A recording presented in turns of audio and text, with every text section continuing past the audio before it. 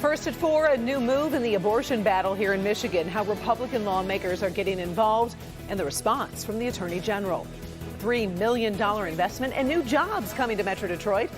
Governor Whitmer unveils a new project she says will have another benefit as well. Plus, Paula is talking about an investment in teachers. Pontiac is about to open its doors to as many as 75 new teachers, eliminating a problem districts across the nation have. This is a game changer for Pontiac School District and the community. I'll show you how they're doing it. And welcome to your Tuesday afternoon. I'm meteorologist Andrew Humphrey. A real soggy start earlier today, but gradually we're seeing more sunshine. It gets cooler, but any more rain in store? Your forecast, first at 4. Live from downtown Detroit, Local 4 News First at 4 starts now. Good afternoon. I'm Karen Drew. First at 4, a new twist in the battle over abortion in Michigan. Republicans in the state legislature are entering the battle, drawing quick criticism from Attorney General Dana Nessel. Kimberly Gill in the newsroom with the very latest for us. Hi, Karen. Hi, Karen. Good afternoon. The Republican-led state legislature is wading into a lawsuit filed by Planned Parenthood, stepping in as the defendant. And they say it's because Attorney General Dana Nessel refuses to defend a 1931 law that could make abortion illegal in Michigan if Roe v. Wade, of course, is overturned. Nessel quickly released a statement blasting the decision, and it says in part, quote, "While many of my colleagues in the legislature want to strip women of their rights, I will continue to protect women's reproductive health and their fundamental right to make decisions over their own bodies," end quote. Planned Parenthood has already won an injunction against the 1931 legislation as that suit is being considered. And it's not the only suit making its way through the courts. Governor Gretchen Whitmer filed her own legal action with the state Supreme Court. She's suing the 13 county prosecutors who would be tasked with enforcing the ban. Late last month, the state's highest court asked for more information on that legal challenge. Both suits are trying to prevent that 1931 law from being enforced if the United States Supreme Court decides again to overturn Roe v. Wade. You may remember a leaked draft opinion from the High Court shows that's how the majority conservative court is leaning. So the ruling from the United States Supreme Court is expected to come down sometime this month or early July at the latest before the court, of course, leaves for summer recess. If Roe v. Wade is overturned, the decision on abortion would return to the states, which is why the court battles here in Michigan are so important. So Karen, we're watching all of the storylines, and we'll, of course, keep you posted. For now, though, we'll send it back to you in the studio. All right, we appreciate it. Thank you, Kim. Mm-hmm. We do have some breaking news involving a fourth COVID-19 vaccine. The FDA's advisory panel has voted in favor of recommending emergency use authorization for the Novavax vaccine. Now, the vaccine is made using a more traditional approach, and experts believe it could appeal to people who are concerned about the mRNA technology used in the Pfizer and Moderna shots. Research found this vaccine was about 90% effective against earlier variants, but was delayed by early manufacturing problems. Our Dr. Frank McGeorge will have a closer look at the risks and the benefits of Novavax ahead on Local 4 News at 5. Detroit police are trying to unravel the circumstances around a deadly shooting over on the city's west side.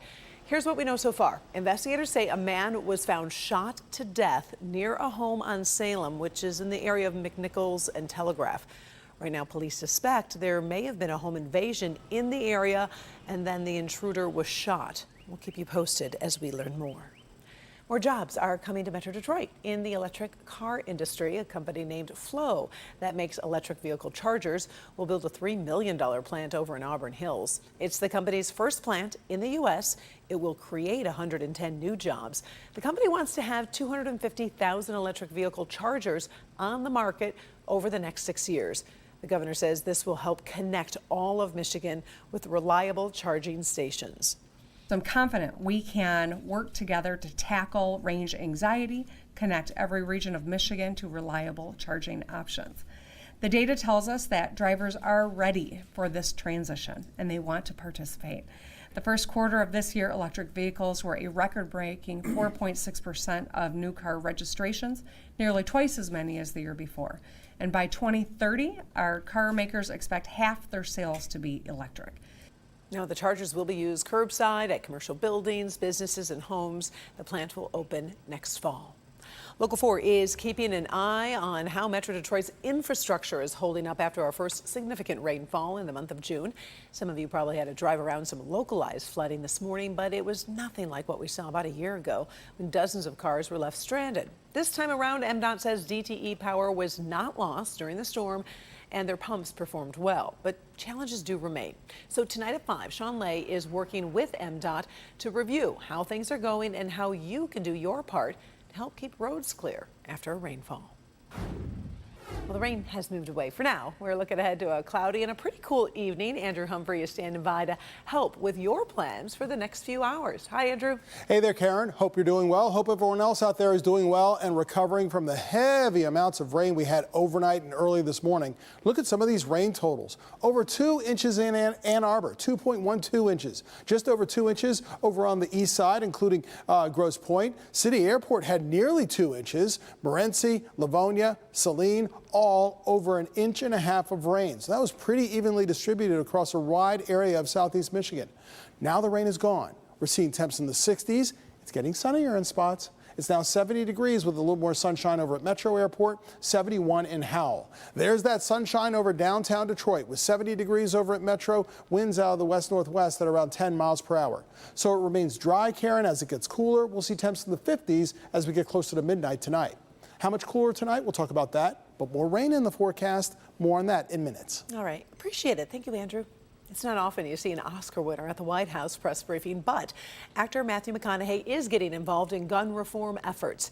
He's from Uvalde, Texas, where 19 children and 2 teachers were killed. He's in D.C. today pushing lawmakers to make changes. The White House gave him the spotlight. Can both sides rise above? Can both sides see beyond the political problem at hand and admit that we have a life preservation problem on our hands? Because we got a chance right now to reach for and to grasp a higher ground above our political affiliations. A chance to make a choice that does more than protect your party. A chance to make a choice that protects our country now and for the next generation. McConaughey and his wife visited Uvalde after the shooting. Today he called for, quote, reasonable regulations like background checks and raising the age limit to buy weapons from 18 to 21. We've known for years there's a teacher shortage across the nation, but one local school district has created an important Grow Your Own initiative to solve their issues there. The Pontiac School District needs a total of 362 teachers to be fully staffed. Well, today they are 62 short. But as Paula Tubman shows us, that's about to change.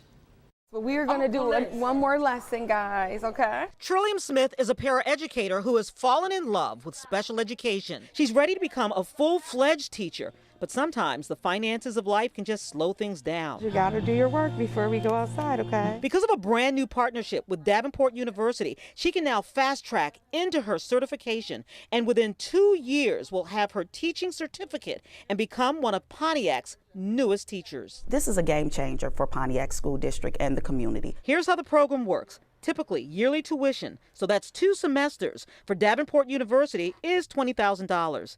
With this new partnership, $12,000 will be offset with scholarship money. For each district, there are 75 scholarships that we will be extending, 25 for high school students that are interested in going into teaching, 25 for staff that may not be certified teachers or have thought about going into the career of education, and then 25 for parents or folks in the community that are related to students within Pontiac districts. It means that upon graduation, Trillian and any other student, teacher, or parent who enters the 2 to 4-year teaching program commits at least their first 3 years back to Pontiac. What about Colorado, Denver? I was already starting to take a class or 2 here and there. It's just going to take me a little longer, financially, but now I can just just jump in there in the fall. And she is emotional about the future. These tears are happy tears. It's just hard, to work and go to school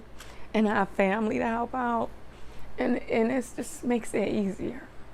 Veteran teacher Kathy Caruth has been a math and English or ELA teacher in the district for 13 years. Teaching is not for the weak at heart. It is not.